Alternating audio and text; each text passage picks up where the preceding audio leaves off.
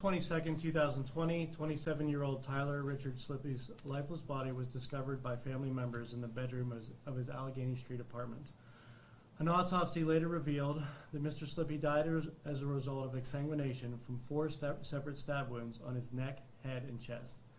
His hand also displayed deep defensive wounds, indicating that he fought his assailant for his life before succumbing to his injuries. Although his home showed no signs of forced entry, the crime scene located in the bedroom of the victim's apartment corroborated that a struggle occurred in the course of Mr. Slippy's murder. Hollidaysburg Police Department and members of the forensic unit at the Pennsylvania State Police spent hours processing the scene, including the use of luminol, which developed bloody footprints on the external porch and walkways of the victim's apartment building. Over the next 6 weeks, Hollidaysburg Police interviewed more than 25 witnesses, including Mr. Slippy's friends, family members, co-workers, supervisors, and neighbors, and executed approximately 20 search warrants for electronic devices and other digital forensic information. This was done with the assistance of the Pennsylvania State Police. In the course of one of those follow-up interviews, officers noted that one of the victim's colleagues and acquaintances, Kenneth Kim, bore a cut on his hand. In reviewing the previous interview with Mr. Kim, police realized that he kept his hand concealed underneath the table for the entire length of the interview. When asked how he sustained the laceration to his hand, Mr. Kim claimed that he cut himself on a kitchen knife while unloading his dishwasher a month prior to the homicide. However, when police eventually obtained a search warrant for his medical records at Conemaugh Memorial Center in Johnstown, they learned that he actually sought treatment for his laceration mere hours after Mr. Slippy was murdered. Further information came to light from both the suspect as well as other witnesses that Mr. Kim and Mr. Slippy both shared a romantic interest in the same woman with whom he and Mr. Slippy worked. However, the mutual female co-worker was engaged in a relationship with Mr. Slippy. Armed with his deception of law enforcement, police obtained search warrants to seize and search all four of Mr. Kim's vehicles, his home, and to photo document the laceration injury to his hand. However, in the course of executing those search warrants, Mr. Kim stole a vehicle from his employer, fled police in Blair County, and drove to a hotel rather than to his home in Cambria County, where he took his own life after being located by law enforcement.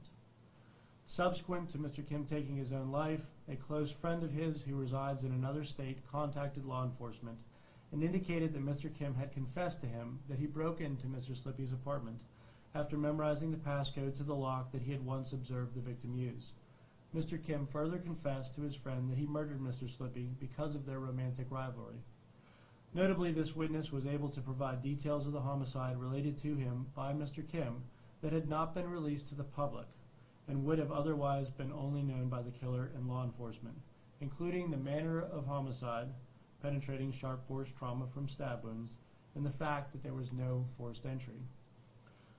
With the assistance of luminol again, police later discovered significant amounts of apparent blood that had been cleaned in the suspect's home and vehicle he was believed to be driving the night of the murder. Members of the Pennsylvania State Police and Hollidaysburg Borough Police Department collected samples of the apparent blood and other forensic evidence and transported the samples to the Pennsylvania State Police Crime Lab for testing and processing. The Pennsylvania State Police Crime Lab has concluded its forensic testing. A specialized team of forensic scientists from the Pennsylvania State Police Crime Lab, who also responded to the crime scene, produced a serology report that includes a blood stain pattern analysis. The forensic report indicates that the vast majority of the blood found at the crime scene belonged to the victim. However, the reports also detected blood droplets on the step exiting the victim's apartment, and forensic testing concluded the DNA of those blood droplets was consistent with the DNA of Kenneth Kim. It should be noted that the totality of the results of the forensic testing fully corroborate the investigation conducted by Hollidaysburg Police Department and the Pennsylvania State Police.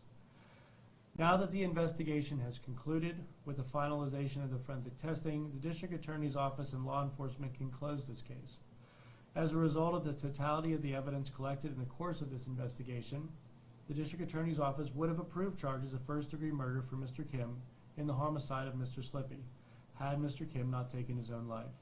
Although Mr. Kim must be afforded the presumption of innocence, as a jury of his peers will never be able to deliberate on the first-degree murder charges that would have been filed, The District Attorney's Office believes that sufficient evidence was gathered during the investigation to support the prosecution of Mr. Kim. While this case could have been closed in secret given Mr. Kim's untimely death and the resulting inability to file criminal charges, the District Attorney's Office announces this information today for two reasons. First, we believe that transparency is an important function of prosecution, and the public should be made aware that we believe this crime of violence was an isolated, targeted incident with no further threat to public safety. And second, Mr. Slippy's family specifically requested that the results be made public. We hope this announcement brings them and the community a sense of closure.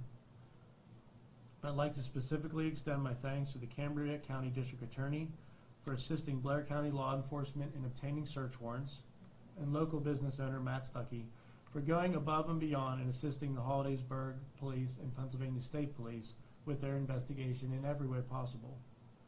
This homicide would not have been solved but for the cooperation between community and law enforcement, including the Hollidaysburg Police Department, the Pennsylvania State Police, the Altoona Police Department, and the Pennsylvania Office of Attorney General, and Cambria County law enforcement agencies. The close cooperation between the State Police and Hollidaysburg facilitated an investigation that was more thorough, effective, and quicker than it otherwise would have been. We are grateful to the Pennsylvania State Police Crime Lab for their thorough examination of the evidence. It is the hope of the District Attorney's Office that this case can bring some comfort to the family of Mr. Slippy. Thank you.